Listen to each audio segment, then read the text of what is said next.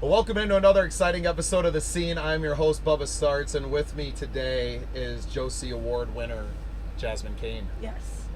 Jasmine fucking Cain. Not a lot of people know my middle name. I had to scream it out there. I wasn't going to let it go unheard. You are Did not you Jasmine. really? No, you're damn right I did. Really? They might have to cut out your whole award speech. You're going to be the reason that our entire performance gets cut. Yep.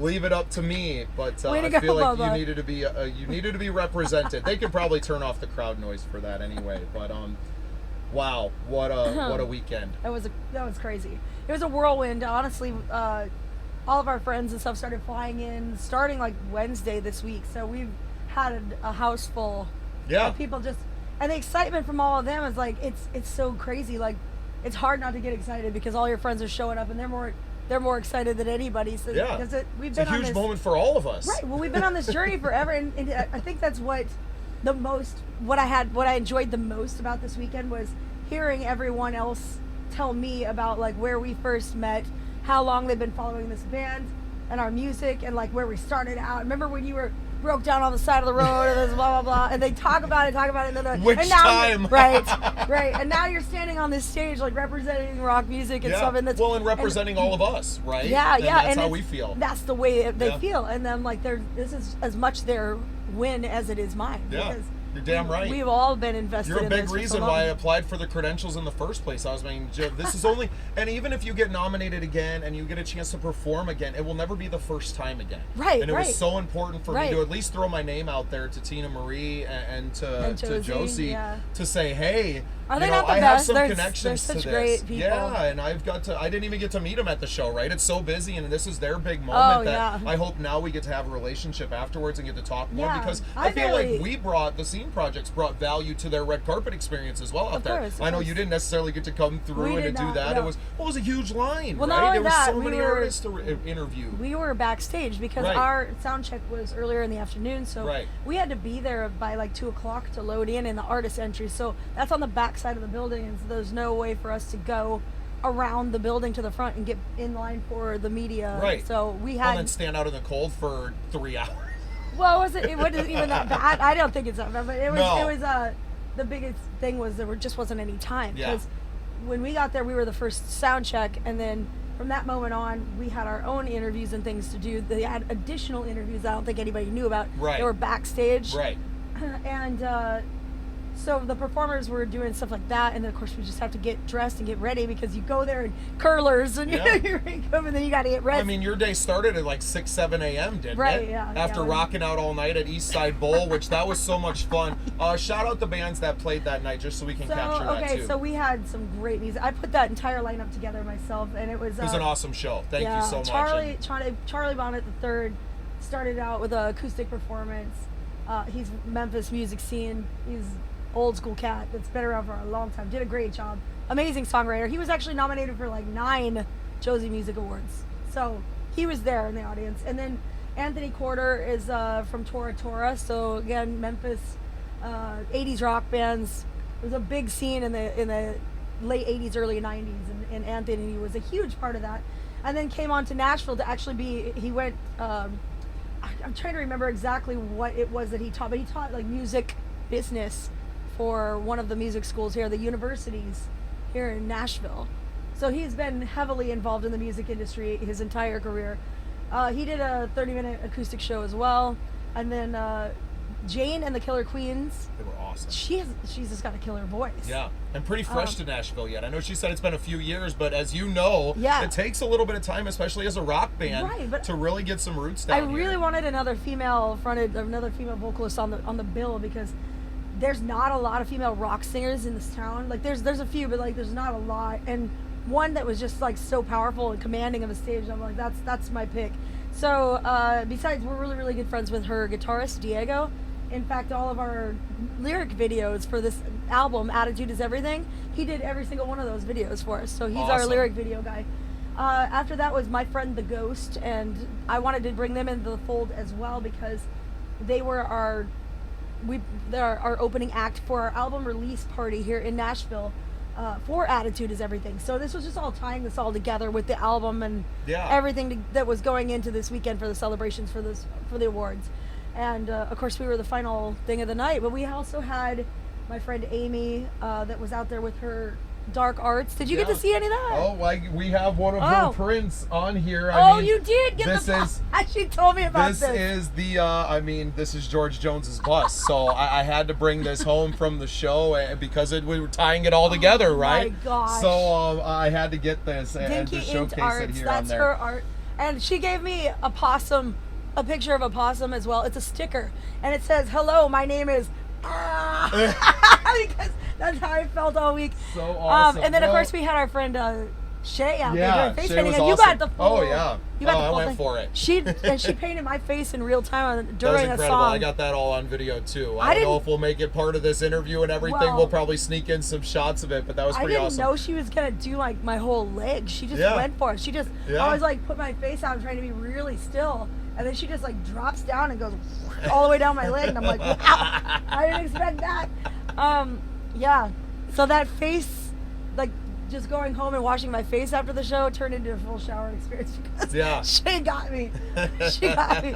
But it was a great night, and I think everybody had a lot of fun. I had a great time. Yeah. I had a great time. Eastside Bowl's such a cool rad venue. Yeah, rad venue, and I know that we were kind of in that front corner diner-ish area, which I thought was so cool. That's what it started as, was a diner, Yeah, so I thought they set it up really nice there with the, the red drapes in the background on the stage. It's got a really cool look and perfect for what we were trying to do. You weren't necessarily trying to throw an 800-person venue, you know what I mean? And they had the big room, but it was more of a private show for your friends that you knew were coming into town, and if other people showed up in there, God bless them and thanks for coming out, but it was really a private party, and it was you curating a night of your friend musicians around here for all of your friends that were coming in from out of town. And I thought it was perfectly lovely. I have a My Friend the Ghost t-shirt now to take home, and a piece of art and some awesome memories from Shay painting my face. I told him to find you because you coming here just provides them like a really unique experience to gain more followers and fans from a different area that they wouldn't necessarily get to tour in. Well, and I still have some connections back in the hill, back in the hills and around South Dakota now that maybe we can get them and they can join you up for Rally and to come play some gigs. And you never know. To come out to Mama's house and enjoy some home cooking out and to see where you're from. And I think it's important. I think it's important for people to know the people behind the rock stars, right? And I feel like you really brought that vibe to the whole night, and I know all those people personally, so I know that they're going to do a great job. And everyone in the room, you don't even remember signing the set list. You probably barely remember making the set list. The problem with that was I don't make set lists. I don't. We just kind of do whatever comes to me. I just kind of yell it out and we just go for it. Right. But Kevin was telling me, you need to make a set list. It needs to be, this, and this. But a lot of the songs that he was trying to get me to do were cover songs, and I felt like we should be doing more original songs because we were there to promote our original music.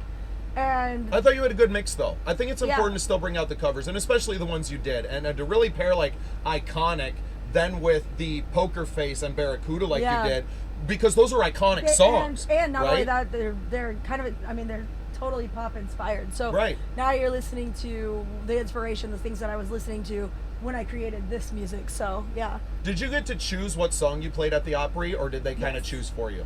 You can choose your song, but it has to be vetted. Approved. Right.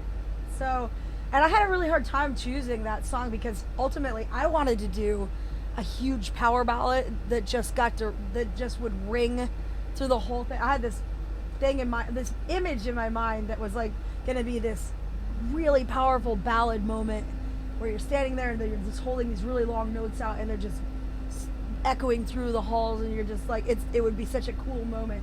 And when I was talking to the Josies, all the organizers, they said, we've decided to put your performance last because we really want you to bring that high energy thing to the very last thing of the night. So I was like, well, there goes that ballad idea, because if you want a high energy impact song, then that's not what's gonna work for that. So I ended up changing my song choice to Money, and the reason I chose that song is because it was actually on a previous album that we released called 7 that we let it go in 2019, and of course then COVID hit, and we had a little bit of trouble with the album anyway and who we got to help us with the release.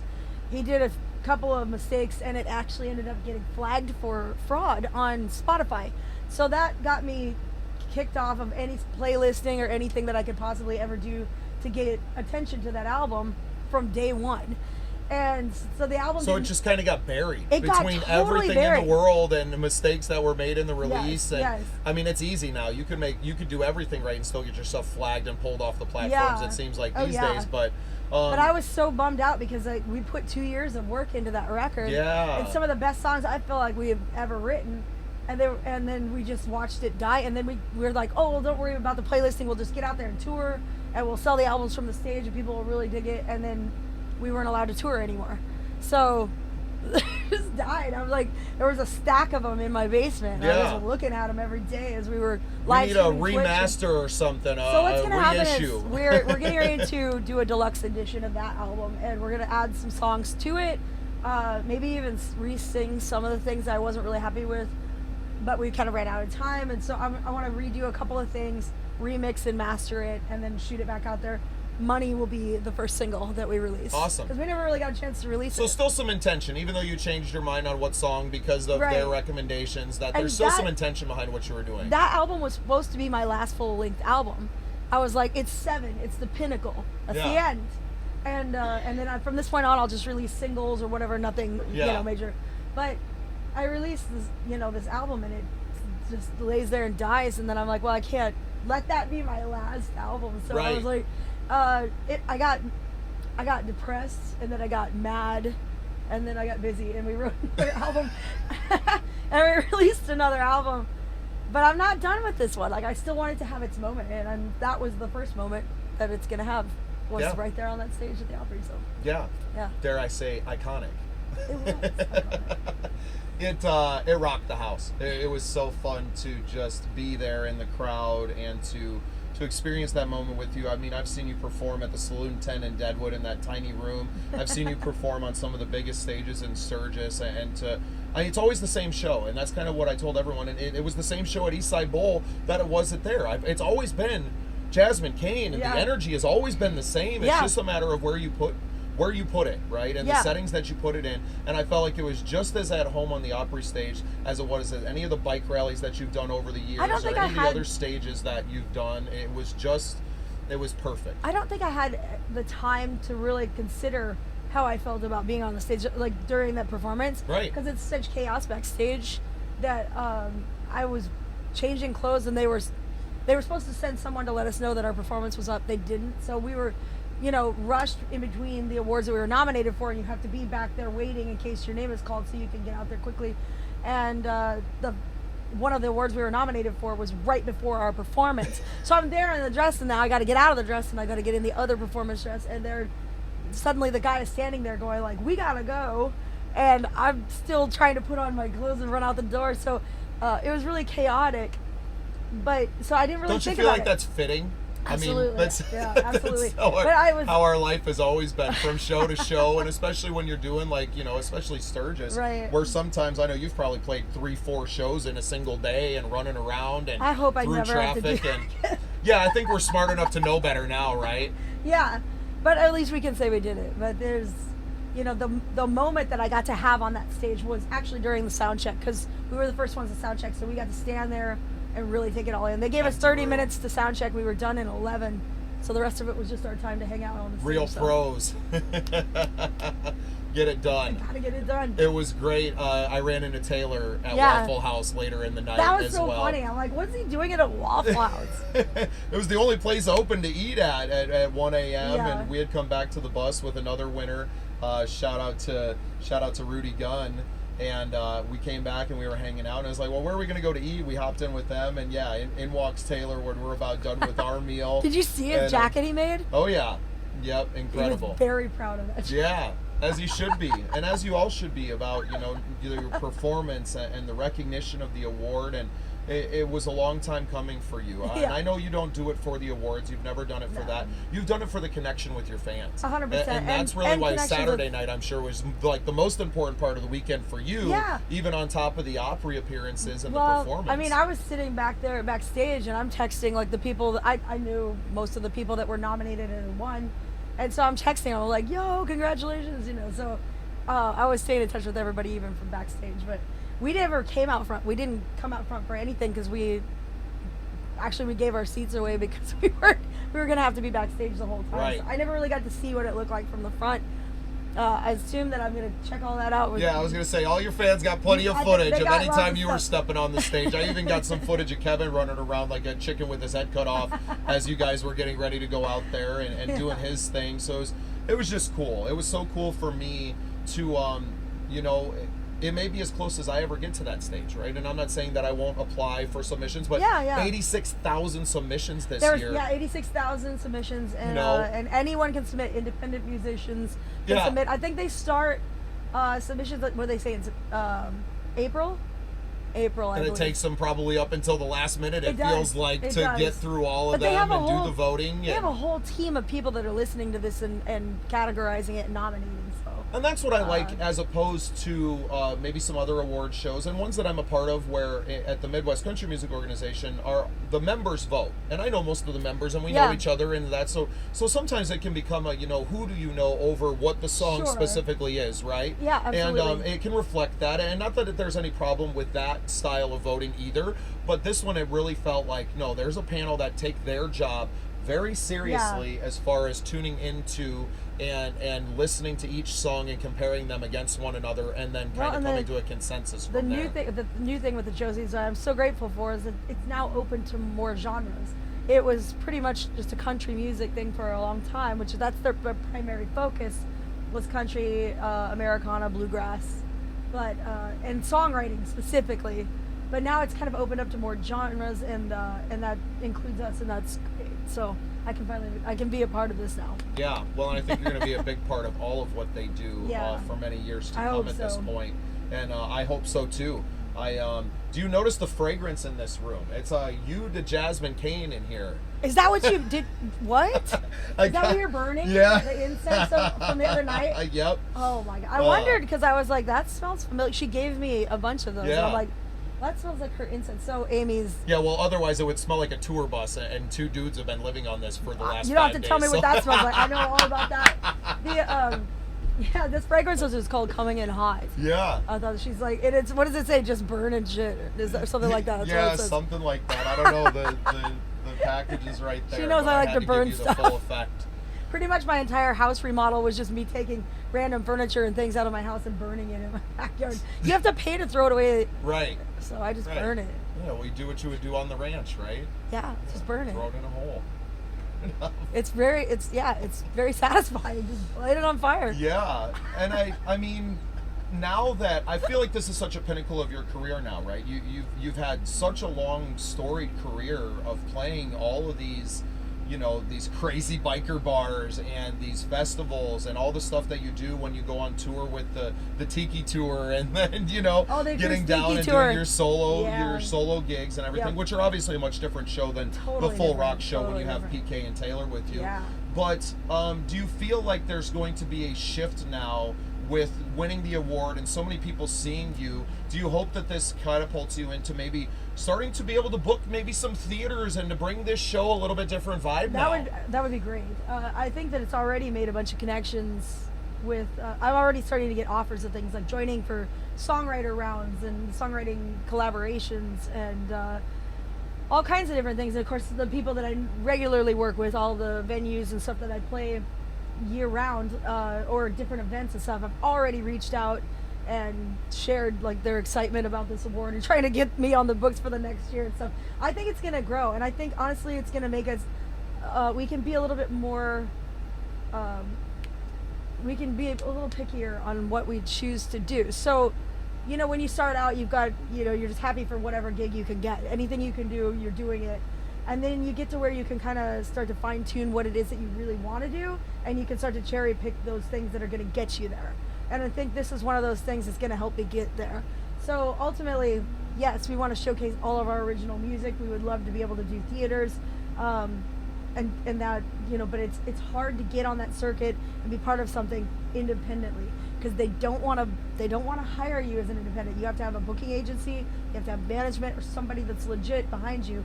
And I think probably the most asked question I got from everybody backstage, the other artists that were back there mingling, was, who does your PR? Who does your bookings?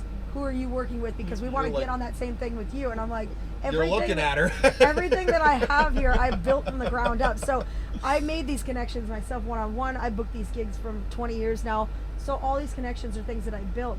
And that's hard because I'm in a really strange hybrid situation where I can't get into those theaters because a lot of the shows that I do, rallies and whatnot, as you know, they're free shows. People can come in and watch. Right. So that I can't prove what my ticket sales would be.